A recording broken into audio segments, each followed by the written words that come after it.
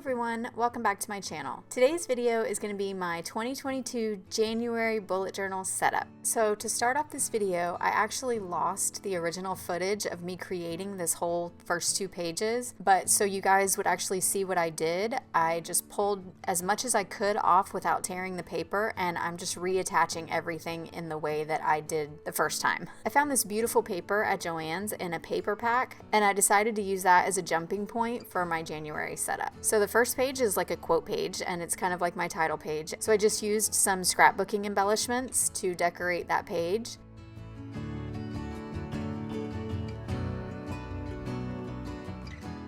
So the page that I'm working on now is my January calendar page, and it is also where I'm going to log my workouts that I complete, my content planner, and my sort of master to-do list. So what I did was I took the Archer and Olive notebook that I have that has the navy blue, dark green, and craft paper in it that I got from a subscription box, and I used the craft paper in it to create basically my dot grid pages. And I wanted to do a Dutch door like I did in my December setup, which I actually posted on Instagram. So if you don't follow me on Instagram, go over there and look and see my December flip through that I made, and you'll see that I basically did the same thing for December that I'm doing for January because I loved the way that layout turned out. But instead of actually cutting a Dutch door for my content, I decided to add in a page, sort of like what I did in my lore spread for my reading journal, because when I cut the Dutch door for the content planner, it actually made my page, the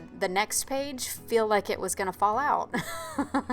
So I decided to attach another piece of paper to the spread instead of cutting it out. Hopefully that all makes sense. But I really like the little flip page. So this next spread that I'm setting up here is my finances and my notes spread, and I did the exact same thing here. I just pasted on some of the paper from that big paper pack, and I used my Archer and Olive notebook to bring in the dot grid so that I had a blank space to write on. I fell head over heels in love with this botanical paper. I thought it was so pretty with the beautiful gold little berries on it and the crane paper from the previous spread. I love it so much. I tried to actually draw one of those cranes and maybe try to put it in the spread, but it didn't turn out very good.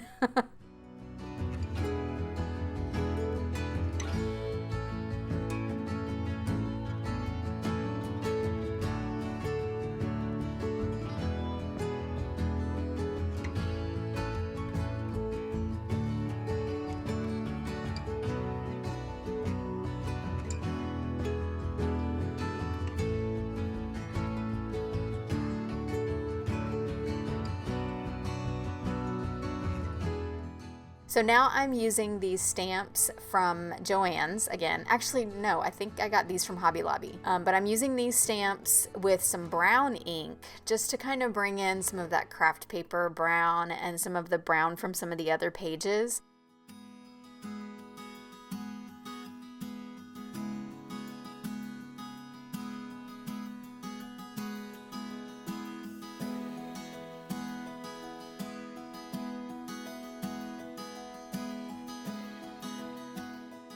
Moving on to my trackers spread, this is where I have my habits and my mood tracker, and I am again using paper from that same paper pack. I'll try to have it linked below if it's still available, but I'm just attaching some paper to the top to create a header, and again just using some of that craft paper from my Archer and Olive notepad and some washi tape just to kind of trim it out a little bit. It looked a little bit plain without it, so I just wanted to trim that bottom.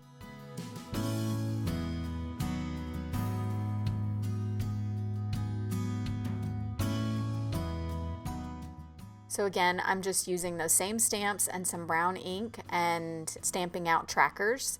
I had a really hard time coming up with what I wanted to do for my mood tracker for this spread. I didn't want to do another botanical mood tracker, but botanicals kind of went with the papers in this paper pack. So what I went with was sort of like a potted plant look, and I wanted them to look like they were on this sort of shelf, just all lined up in a row with a bunch of different types of plants in them. But I did not want to draw out 31 pots or jars. I initially wanted like little mason jar looking jars, but I didn't want to draw that out. I just was not feeling like drawing it. And I looked in my stamp collection and I do not have mason jar stamps, but so what I decided to do was I have an alphabet stamp set that has this U that to me kind of looked like a rounded vase, sort of. So I just stamped 31 of those and I'm just kind of drawing in with a brown marker that matched this ink perfectly. So I'm just kind of drawing in the rim part of the jar, and now I have 31 jars out of a U shape. And I think it turned out pretty cute.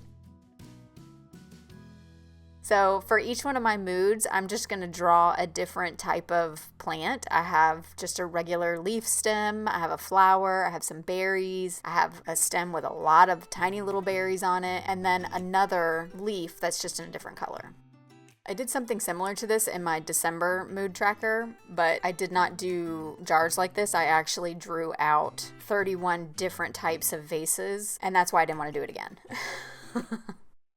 And now we've come to my gratitude spread, or what I'm now calling my moments spread. And this is where I will just write in a specific moment from the day that made me smile or was really awesome or something like that, just to kind of give me that extra boost of gratitude every day.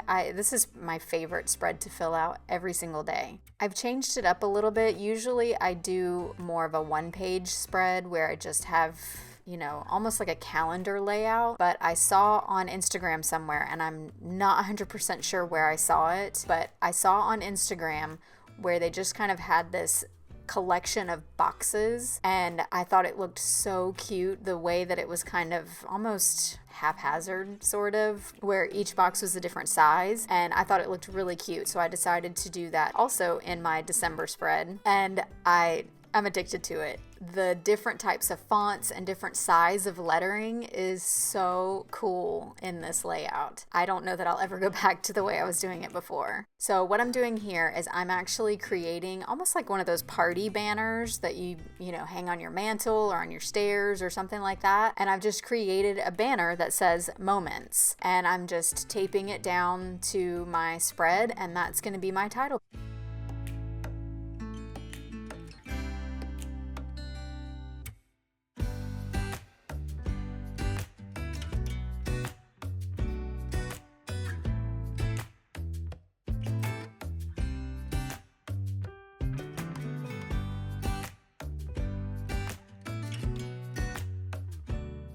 I'm not sure what's going on with my camera in this part here, but I apologize for all of the blurriness and the in and out. I'm not sure what was happening. I don't know what it was trying to focus on.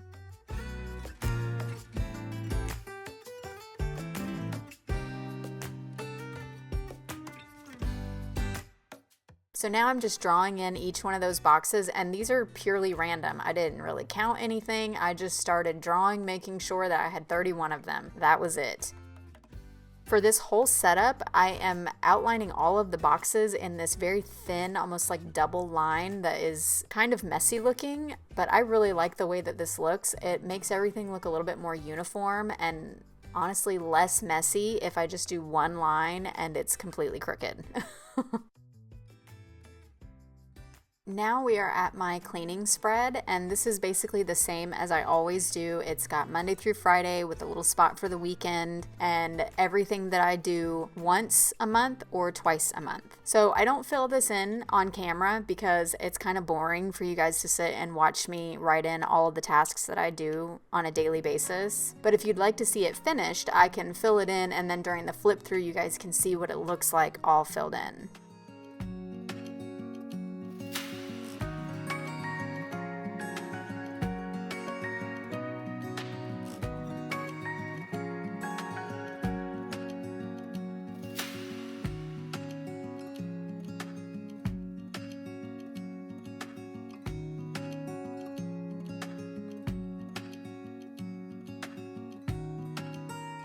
Now we are moving on to my favorite part of this whole layout, and that is my weekly layout. So I got some questions about how I do my tabs and my Dutch doors in my 2022 bullet journal setup. So I'm going to try to explain how I did this the best way I can. So to create the tabs, the base of the tab is coming in 2 dots from the edge, and each tab is 11 dots wide at the widest part of it, and it is 9 dots wide at the narrowest part. And I just kind of went in at an angle to basically connect those dots to create that tab shape. And then to create the Dutch door, I came in 12 dots from the edge of the page. Hopefully all of that made sense. If it's not clear, let me know in the comments down below what your questions are, and I will try to explain it a little bit better, either in the comments or maybe I'll create another video that explains them, but that's the easiest way I know to explain it.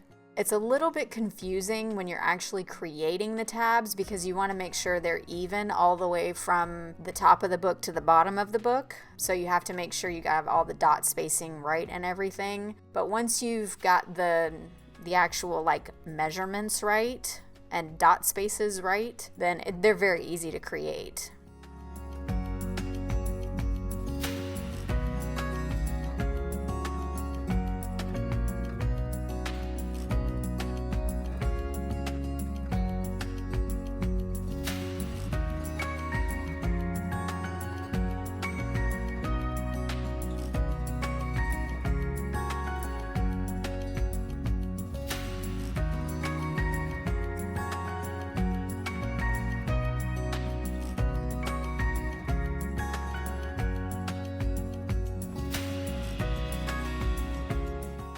So what I'm doing now is I'm decorating each tab with a different type of paper, and all I did was create little strips of paper out of the pages that were in that paper pack. And you can do this with washi tape, you can do this with marker. I just used that paper because it was there, but I'm just trimming out each tab with a different kind of paper because I just kind of like the way that looks. You could use the same kind of paper if you want it to be a little bit more uniform.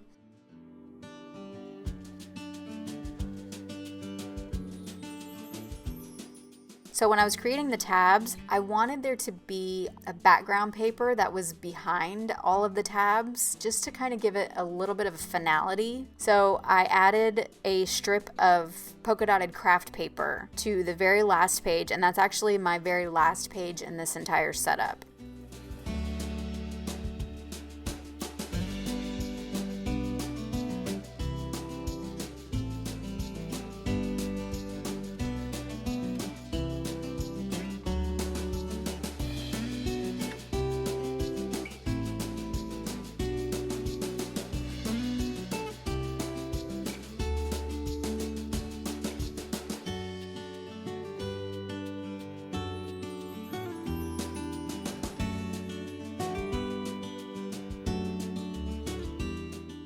I've been using this weekly layout for the entire month of December, and I love it. It's so exactly what I need.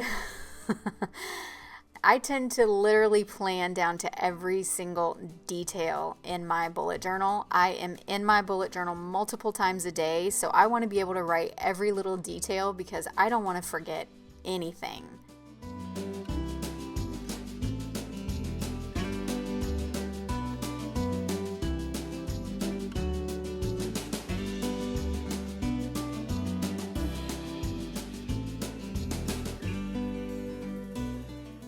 So what I did for the very front page is I just kind of created a quote page, and I love this little stopping point, but it's also like a beginning to all of my weeks, and I'm obsessed with this layout.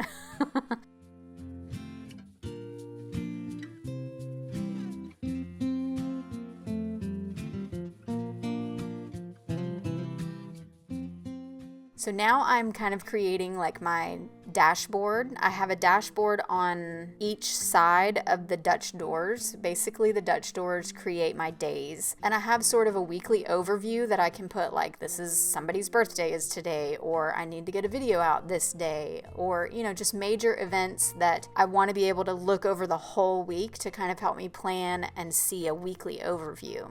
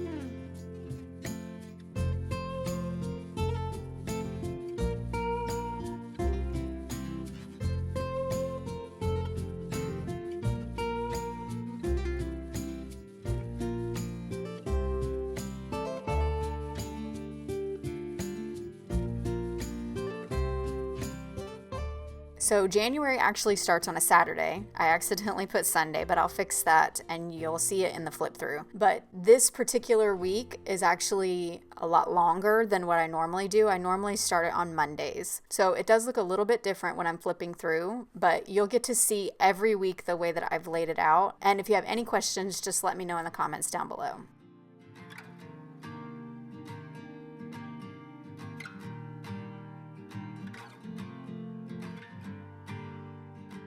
So you can see there, I am using my super handy grid spacing bookmark. I am obsessed with that thing. It's perfect for I just wanted to know where the middle of the page was, and I just said, you know what, I'm gonna use my bookmark for this. So I pulled it out and found exactly where the middle of the page was, and it took 1 second. Didn't even have to count anything. It was amazing.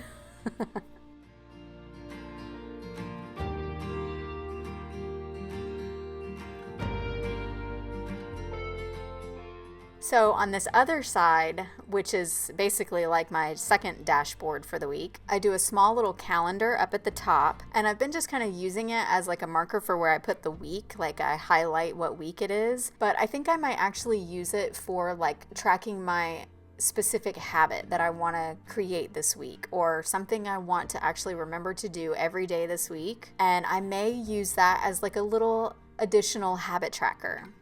I make sure in my dashboards that I have a weekly overview, the little mini calendar, a spot for tasks that I need to do every single day, a space for things to remember to do this week, and a place for me to put in what I plan out for us to have for dinner.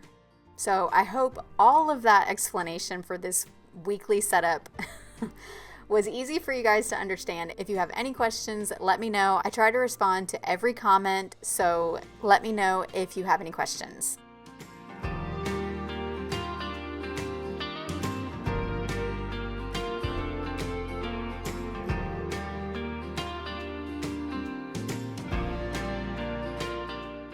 And that is it for this video. Thank you guys so much for watching. I hope you enjoyed it, and I'll see you in my next one. Bye.